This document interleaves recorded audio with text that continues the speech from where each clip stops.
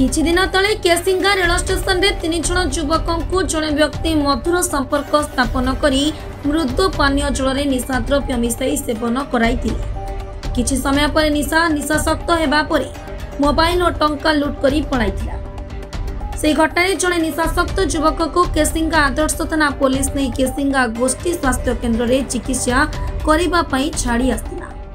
बेहोश थिबा युवक चिकित्सा पर होश आसिबा पर लूट घटनार तदंत से युवक ठारू आरंभ करिबो। मात्र मेडिकल कर्तृपक्षक ढिला मेला व्यवस्था जोगु निशाशक्त युवक जनक केते बेले मेडिकल बेड रे छाड़ी फेरार होई जाइतिले ए जानी पारि नाहांती। घटनार गुरुत्व को नहीं रेलपाई पुलिस तदंत करने को आसथिबा बेले जे पीड़िता से फेरार थिबा घटना पदा को आसिथिला।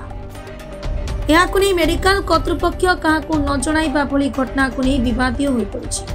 केसिंगा गोष्ठी स्वास्थ्य केन्द्र रे परिसर रे लागिथिबा सीसीटीवी नामक मात्र रहिथिबा बेले एठारे कार्यरत मेडिक क्लब रो सुरक्षा व्यवस्था को नहीं वर्तमान लोकंक मन रे एक प्रकार संदेह देखा दैछि। जदि किछि अघटना घटी जाइथांता तेबे दायी किए रहिथांता पुलिस ना मेडिकल कर्तृपक्ष यह एक अत्यंत गुरुत्व प्रश्नवाची सृष्टि करिछि। एने जिला प्रशासन की प्रकार पदक्षेप नेबे ना सल्ला सुतुरा होई चुप होई जिबे यहाकु नै केसिंगा सहर रे जनसाधारण रे चर्चा जोर देछि।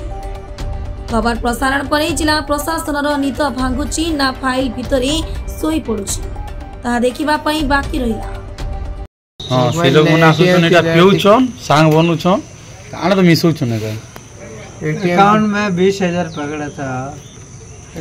मतलब सोचो दीपावली के टाइम अकाउंट ना कि खाता ना धरि हाथे धरि थिलो हाथे रे धरि थिले पर्स रे कंपलसरी 10,000 थिला अकाउंट रे थिला कंपलसरी 30,000 जे तमर अकाउंट रो पैसा केना ना भाई तमर अकाउंट रो पैसा केना ना बा तमर पर्स में ना बा अकाउंट रो पैसा बेले मोबाइल नहीं कर गला बेले काना कर मोबाइल नहीं ना गला फोन पे ना थिला मोर फोन नहीं गला 18,000 वाला।